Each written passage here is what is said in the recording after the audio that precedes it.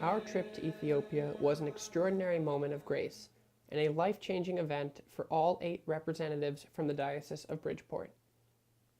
Our contingent was represented by 2 philanthropists, our Director of Social Media, and 5 diocesan priests, including our Vicar General, Monsignor Tom Powers. Over the week-long journey, our group observed the progress of clean water projects across the country. These projects were primarily funded by a member of our diocese and of our contingent, Nick Troilo, who founded an organization called Turning Wine into Water for the purpose of bringing clean water to Ethiopia. While Turning Wine into Water raised the funds, Catholic Relief Services facilitated the physical work on the projects. It is remarkable what this partnership was able to achieve. A trip of this length and scope is impossible to condense into one video, but our experience on day 1 is something that needs to be shared, so we'll start there. After the bulk of our group arrived, we immediately traveled from Ethiopia's capital, Addis Ababa, to Mekki, a small, rural town about 2 hours to the south. We were greeted graciously by Bishop Desta, who provided us with lunch and welcomed us as guests of his diocese for the evening. After settling in and a delicious lunch, we departed for Balidi, a rural village an hour's travel away. We traversed dirt roads amongst the most beautiful scenery on earth, but noting the abject and devastating poverty everywhere we turned. Throughout the journey, the CRS representatives pointed out villages we passed that did not have access to clean water. Often, we would see women carrying 2 40-pound jugs walking on the side of the road. We saw far too many people left with no other option, filling up their water jugs from filthy ponds or the runoff from flooded rivers. All of this gave us context for how important water is to these communities, particularly to Balidi. When we arrived there, we were greeted with the warmest and most joyful welcome any of us have ever experienced.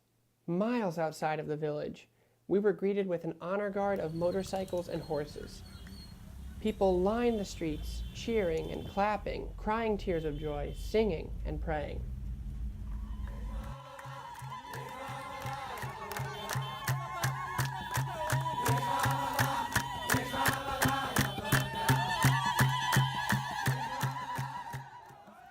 When we arrived, we were welcomed with abundant joy and love. For hours, as we observed the different parts of this complex project along with our brothers and sisters from the village, we were treated to beautiful songs of prayer and thanksgiving. We observed different components of the project, from the borehole to the pumping and distribution stations to sanitation equipment. The scope of it was truly enormous. Thousands have access to clean water for the very first time because of the work of Turning Wine into Water and Catholic Relief Services. Water is everything. Access to clean water means that babies and children will no longer get sick. It means women no longer have to walk 8 hours one way to get water. It means more education, more jobs, more income. But most of all, it means life. It's amazing to see what's been done. It was not long ago that Nick, from Turning Wine into Water, saw a young man drinking from an unsanitary pond in the village. Just a few years later, that man's entire village now has access to clean water. And with clean water, they have life.